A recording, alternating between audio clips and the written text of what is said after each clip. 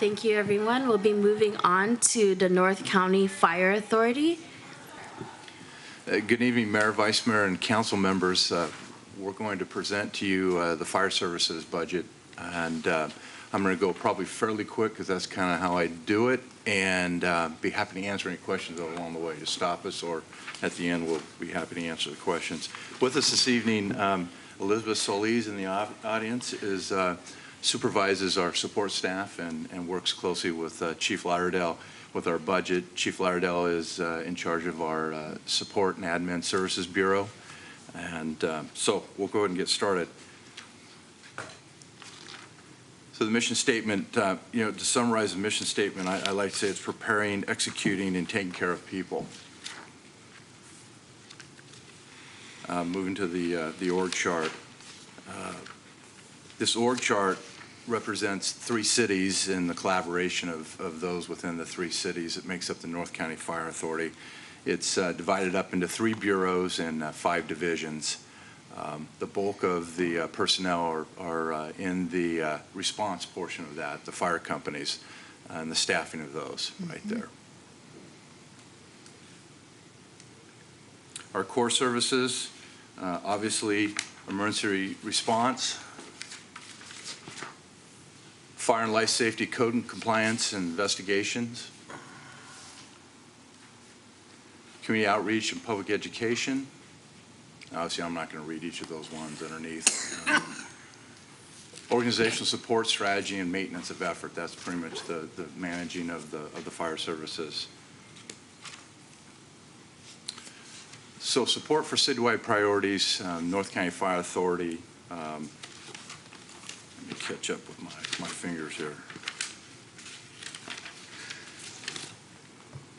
So under economic development and revenue enhancement, primarily what we do there is we're assisting with new businesses, expansion, and development within the city. And that's really kind of the core of what we do with the economic development. We take a lot of time wherever possible to meet prior to somebody wanting to do a project. And you talked about the streamlining of permits and all that. We're part of that as well. But we do like to spend time consulting with whether it's an improvement, a development, or new construction type of a project. We'll work with them and try and find alternative means to meet the fire code.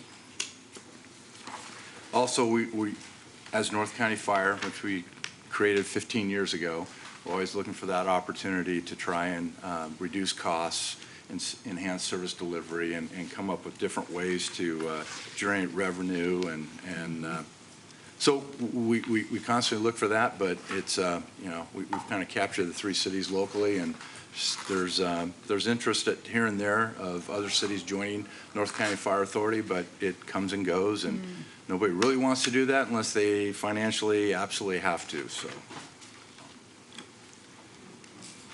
under public safety, really this is about speed and weight of our ability to respond to emergencies. Speed, how quickly we get there, and the right number of people coming to deal with those emergencies, whether it's a medical emergency or some other type of emergency incident.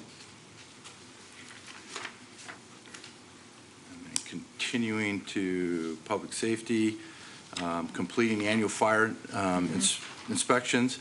We're one of the only fire agencies, I think, in the whole Bay Area that annually conducts fire inspections for business, permitted occupancies, and multifamily. Most departments do it every 3 to 5 years, and we do it one time a year. Lots of training that gets done with our personnel, 2 to 3 hours a day, and then always we're ensuring operational readiness. So when we do get a response, we're able to respond quickly and have everything work properly. Under community and civic support, I'll just sum that up as saying it's taking care of the public and preparing for emergencies. Department accomplishments. One of the things we pride ourselves in, long ago when other agencies, I'd go to events and they'd talk about all the cool, neat things that they were able to fund and come up with. We sat down one day and said, you know what, we're just going to have to look at the fact that We do a really good job with what we have in responding to emergencies and non-emergencies, and our customer service responses indicate that each month and annually, and so we're very proud of the 98% overall customer service satisfactory rating.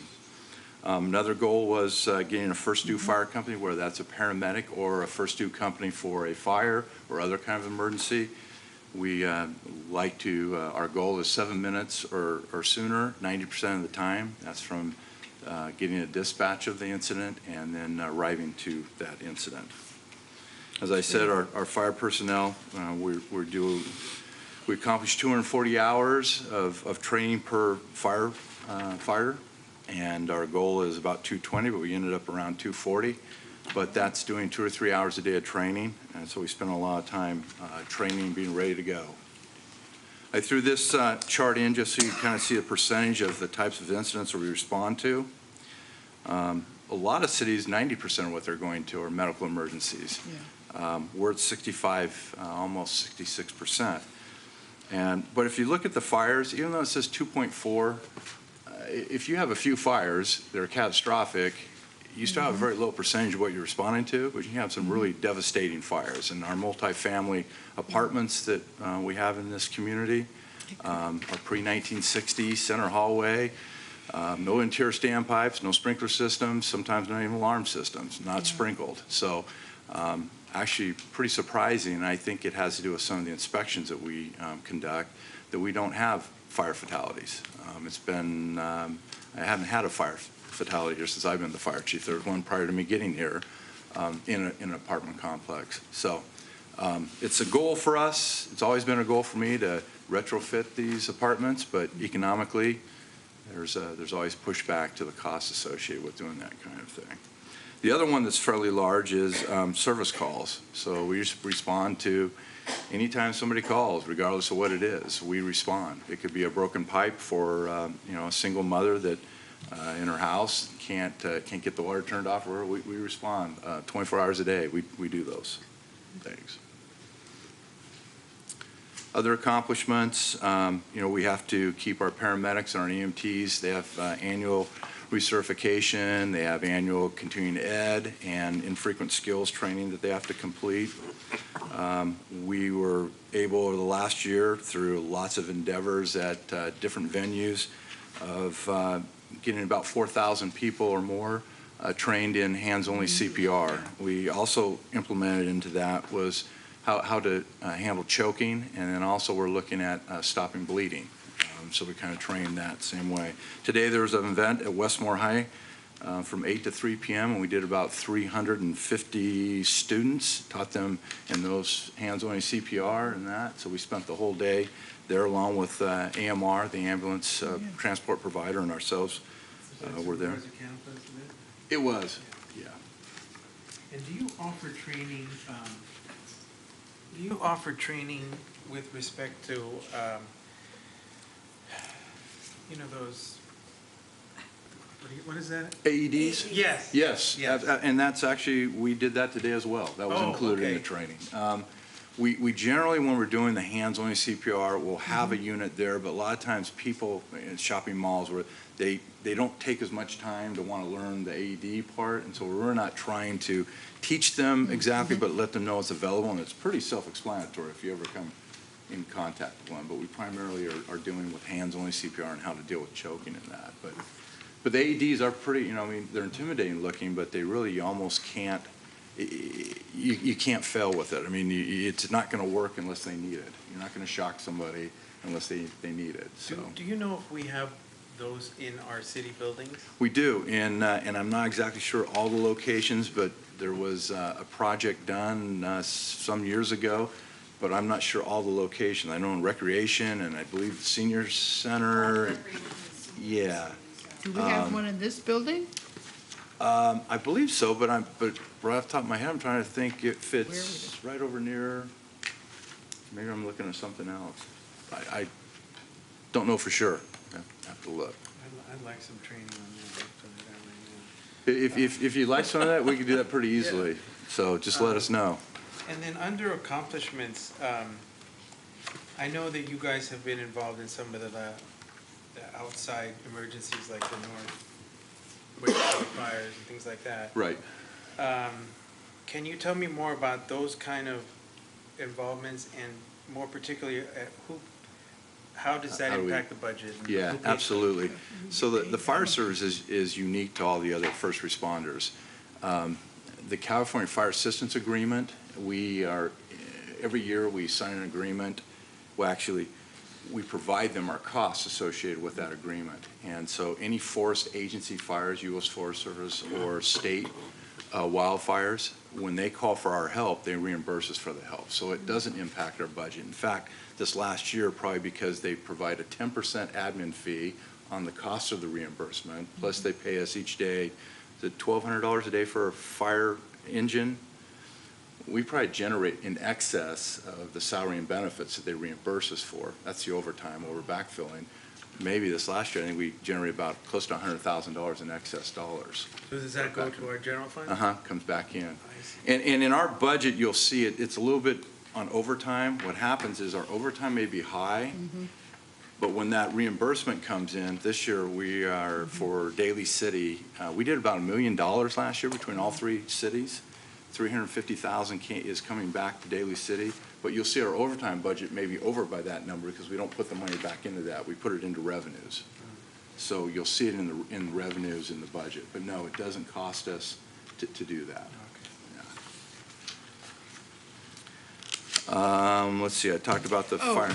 Yes, sure. On that same issue is, I think this is more for people at home, but when our firefighters go to a wildfire or some event like that, we still have a full staff here. Yes, we backfill with Right. our reserve engines, and we fill back in. You know, anecdotally, just getting, one of the problems in California is we're not able to, we used to be able to probably generate about 2,000 fire engines in the state. We've dropped down to where we can only generate about 800 fire engines across the state. So one of the things that they've been talking about, and it makes it difficult, is what threshold do we reduce fire services when those major events are happening? Do we close 3 stations and then leave them closed because we have sent people to go? But there's not a system statewide to say, let's drop every agency by 25%, let's say, because we don't have enough fire resources. And if you listen to the North Bay fires, there wasn't enough. There's never going to be enough with some of those fires with 100-mile-an-hour winds and that. So, okay, let me go to the next one here. Just wanted to show you a little bit about the violations, percentage of violations. This is typical of most cities. Your residential, that's multifamily apartments, and then businesses. Those are the 2 biggest numbers that you have. All the other ones are pretty small, but just give you an idea of that when we're out there, we're doing the initial inspections and we're following up and doing, correcting the violations. What kind of violations do you see in, like, say, residences? In multifamily. That's what it Yeah, is. we don't do residential. We Yeah. do triplexes and above. And so most of the R, when you see R, it's multifamily. So it's more. Like smoke detectors? Yeah, And stuff and like even then, we just randomly knock on doors to see if people have a smoke detector. We don't go inside apartments. We just do common areas of that. Businesses, it's your blocking exits, extension cords, those kinds of things. So our goals, once again, our goal is to get a first due fire company on scene in 7 minutes or less, 90% of the time. And then our customer service, we're maintained 98% or better. We're trying to get 220 hours, which we exceed usually around 240 hours per firefighter trained annually. Complete all of our in-service and continuing education for the paramedics and emergency medical technicians. 98% for the inspections. And the reason that's not 100% because we do get to every address, but we have a number that one either won't let us get in or it's vacant property. We eventually get it, we just don't get it done within that year, let's say. And so we can't say 100%, but we basically are touching every building annually 100%. And then our goal is to do 1,000 or more with the training of the hands only, choking, bleeding, that kind of thing. And hopefully we can do more than that, but that's our goal. No significant changes to the budget. And then the actual budget summary. The only notable on the revenues, the reason you see it down is that we received a $580,000 grant. So there was more in 17, and now we're back to what our normal revenues would be, and that's $500,000 that we get reimbursed from North County Fire Authority. Do $500,000 there. We do $50,000 a fire company for paramedic first response, and then it's the other miscellaneous kinds of revenues that come in for doing the inspections, reimbursement for inspections and correction of violations and other anecdotal amounts there. Other than that, salary and benefits, like everybody said, it's up and fixed charges are up, but the rest of the budget is flat, the operating budget portion of it. And be happy to answer any questions that you may have. Thank you very much for that presentation, and also thank you for keeping us safe here. I do have a couple of questions on the department accomplishments. Okay. On the pie chart, I know that, is that reflective of Daly City only? That percentage there? Yeah, like, I mean, this whole kind of, yeah, pie chart. Yeah, Yeah. this is a snapshot, but it would be about the same for all three of the cities. Okay. I mean, it's probably within, if we were to combine them all, correct?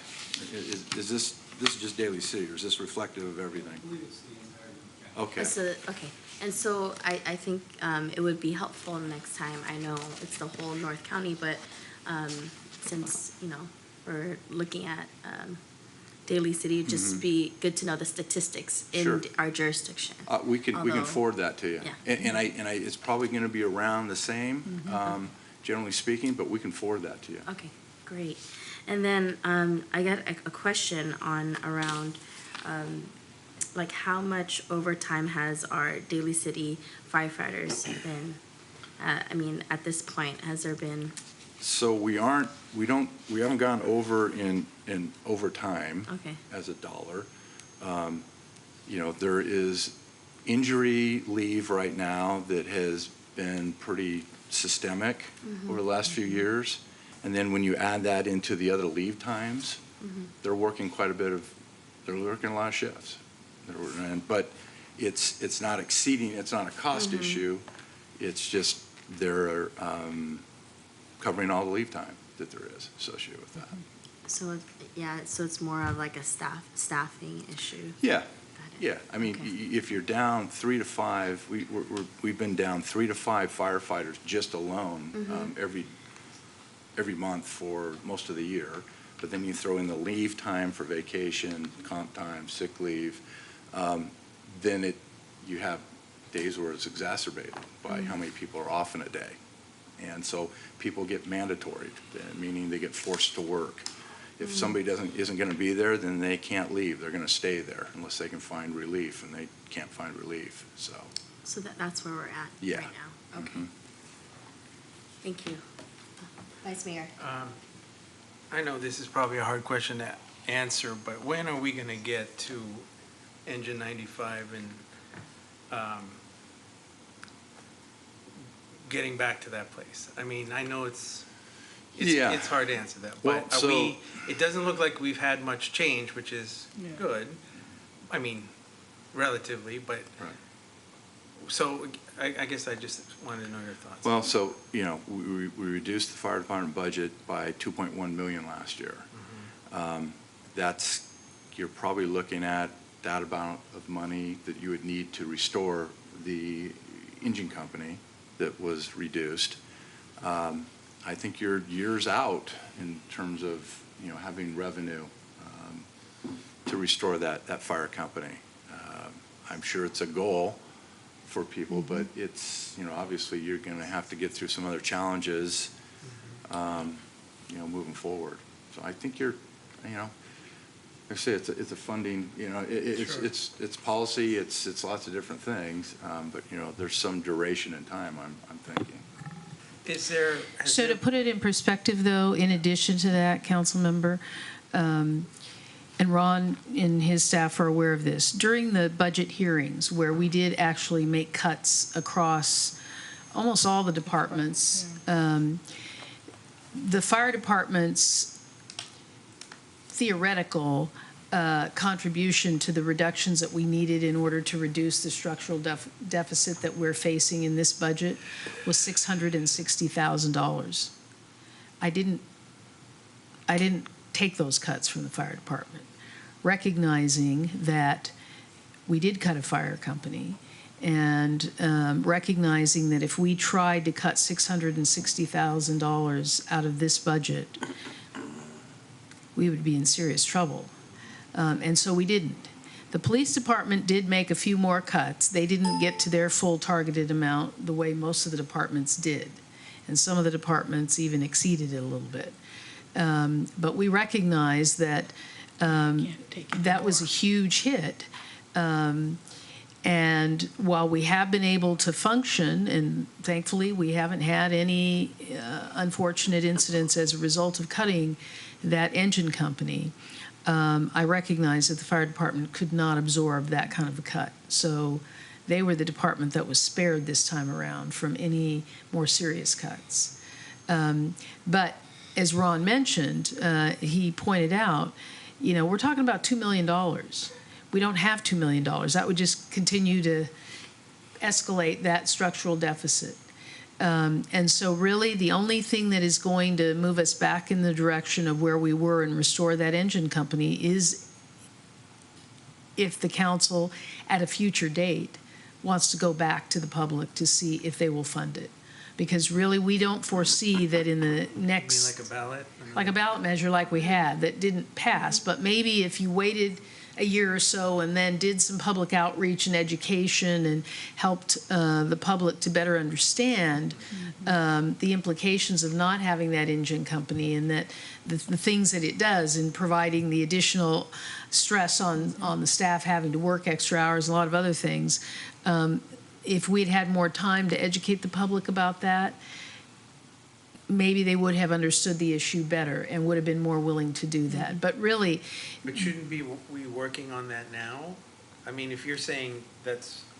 Well, really what the absolutely. If solution is. that's a direction that the council wants to move in, to have a year from now a ballot measure to do that, then yes, I would recommend that you start doing that now, because it's going to take a lot of time to reinforce for the public to really understand what has happened in the fire department as a result of that very significant cut. But it takes at least a year for a ballot measure to really be able to meet everyone in the community, get the business community supported, understand why these things are needed, and to hopefully then have a positive outcome. But barring going to the public, there isn't going to be a time that we can foresee in the next 5 years where we're going to have an extra $2 million to add to the budget on an ongoing basis. Yeah, and I just add, just to, be clear about, I've never told you that it's, that the loss of the fire company was going to have catastrophic. You don't know when that's going to occur. It's capacity. It's, fortunately now every station has a fire company in it. If we went to the next level of cuts, we're going to have to close a fire station. There'll be one district with nothing in it. But it's capacity. So it's on when we look at all during the weeks, we are a structured fire and a medical away from nothing in the city. Now, we move things in and all that. It's just capacity. We just don't have what we had before.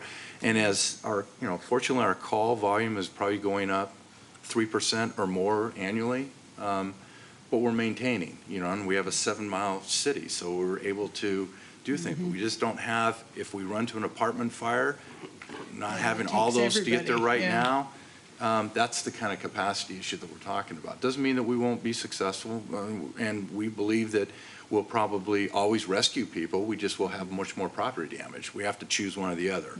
Rescue and not conserve the property.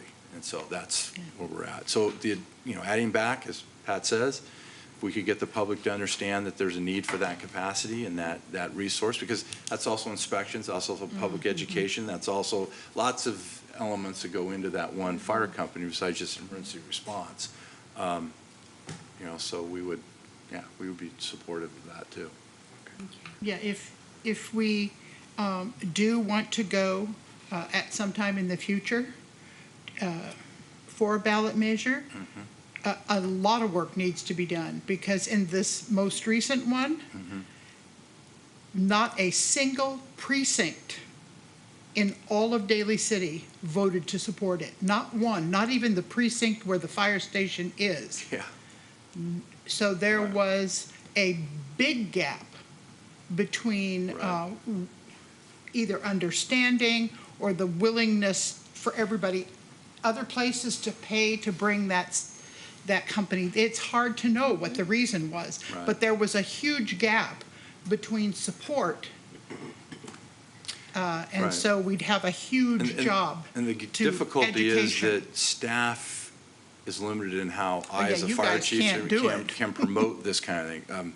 Elected officials Yeah, we can do it. have to do it and be Yeah. supportive. And if you have that, then you have maybe a good chance of something coming through on that, so. Staff can educate. We can go out and educate what we're able to do with the budget we have and the engine companies we have and what happens when we can't. And so we can provide pure public education about it. But in terms of telling people, vote for this, we can't do that. And it's a fine line when you're trying to explain to them Yeah. between, if you don't do it, here's what's, so anyway, it's Right. tenuous type of a thing, but, Advocacy versus right. And it's- explanation some and may view it as education. being more of the alternative, and then we get accused of that. So if I go out there and I think I'm trying to scare everybody, that, so we just have to be careful about that from staff's perspective on that, so.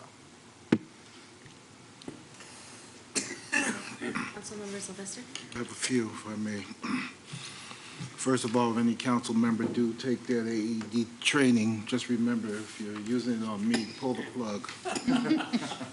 Because it don't fit, so you gotta pull the plug. All right. I'm concerned, deeply concerned, and of course, public safety is number one and foremost for me. I'm concerned about the firefighters in the sense that they should have 4 in each truck. They ride around with Two 3 in, in 2 each out, truck, We used to have that. which leads to additional stress when they arrive at calls. Not counting time off, as you mentioned, Chief, disability concerns. Folks are off on disability.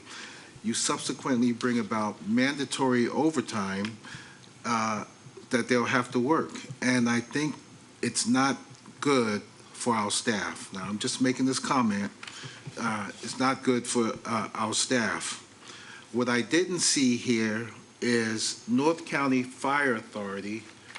We handle calls in Daly City, Pacifica, and Brisbane. What I don't see is that those cities paying their fair share for calls. So basically, how many calls to Pacifica, how many calls in Daly City, as opposed to how many calls in Brisbane? I want to make sure that they're paying their share, and I don't see that here. In regards to the ballot measure, I feel we went too quick on that ballot measure. Basically, we need to accommodate all and bring about full transparency to everyone here in Daly City. That includes the seniors who are on fixed income. If I was a senior on fixed, well, I am a senior, but if I was on fixed income, low fixed income, I probably would have voted against it as well.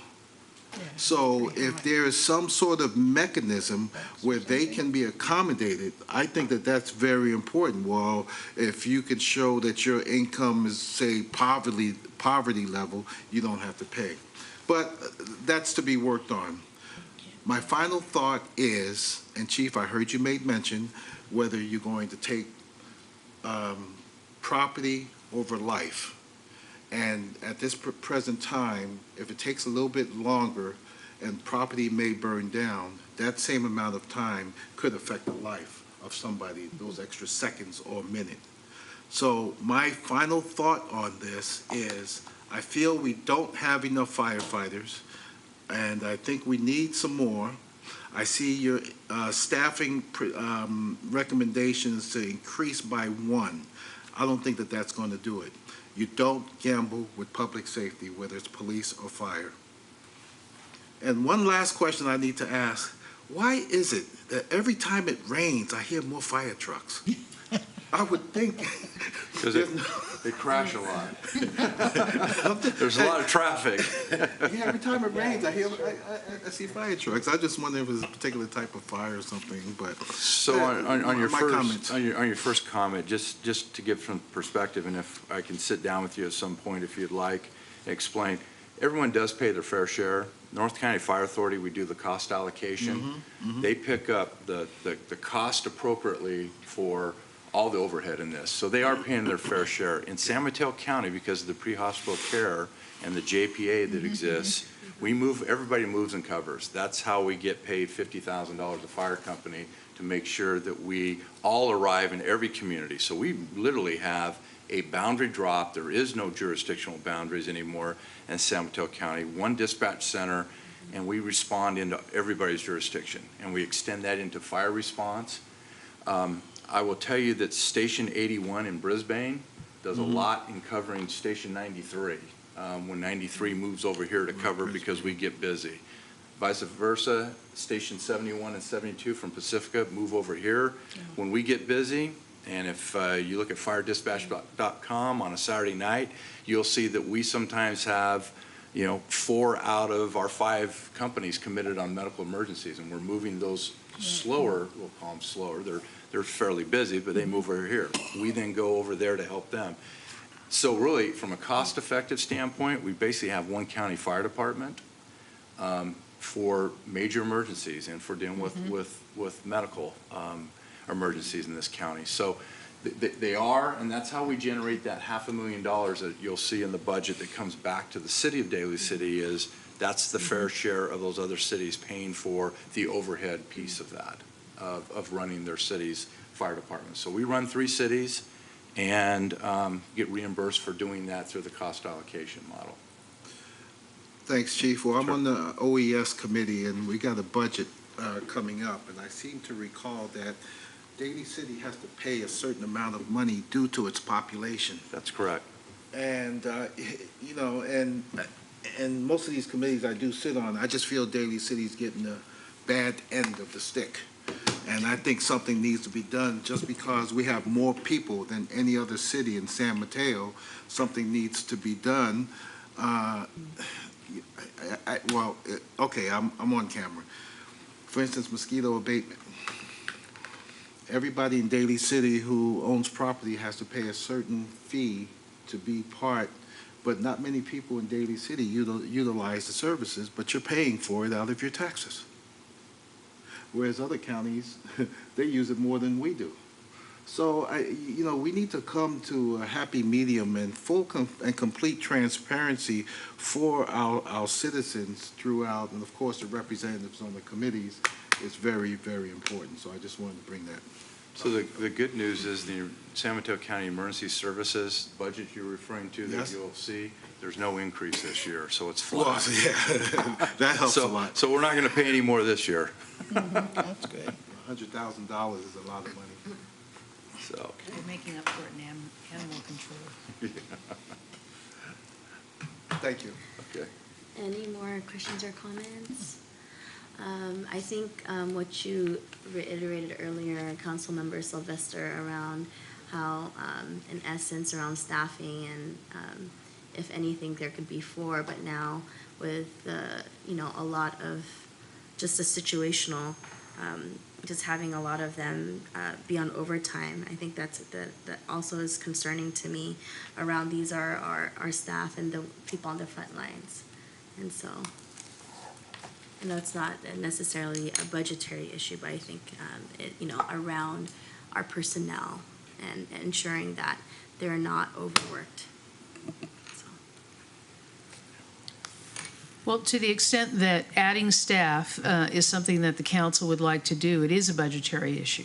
Right. And so what I would suggest to you is not something that we can solve in this budget at all.